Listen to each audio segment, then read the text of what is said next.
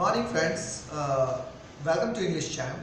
My name is Mr. Vikas Dhasmana and today I am here to tell you something about importance of English. Well, we have an institute by the name of English Champ and we have very big institute at Karanpur. We have different branches of English Champ in other areas also in Dehradun. Friends, in this session of 5 minutes, I am going to tell you the importance of English. Well, at present time, English is a very important language because it has become an international language these days. 70% of the business all over the world is carried out in English, which shows that without English we can't progress ahead. Now, if we talk about our country, so in our country where there are many languages spoken, we don't have a single language, we have multi languages, multi-culture. So there we don't speak Hindi.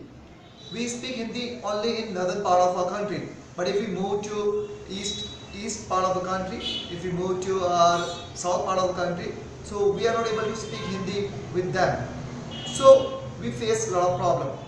So if we talk about India, especially India, so in context of India, English is the most important language. In comparison to other countries, English is required more in India, because if we talk about China, suppose let us take the example of China. In China, every person speaks Mandarin Chinese. In Japan, everyone speaks Japanese. In France, everyone speaks French. But when it comes to India, we speak different languages and dialects, and that's why we are not able to communicate with people. So in my opinion, if you want to communicate with every Indian and if you want to establish good relations with every country mate, so we should speak one language, and that language can be only English, because we can't teach Hindi to Tamil, we can't teach Hindi to any eastern part of state person.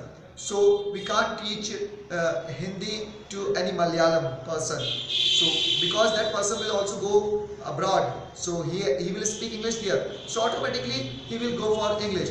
So my friends, this is my appeal to you, that you should learn English, because without English you will not be able to communicate with Indians. So, and this is an era of globalization. So in this era, we have to communicate with other country people, but before that we have to communicate with our country people.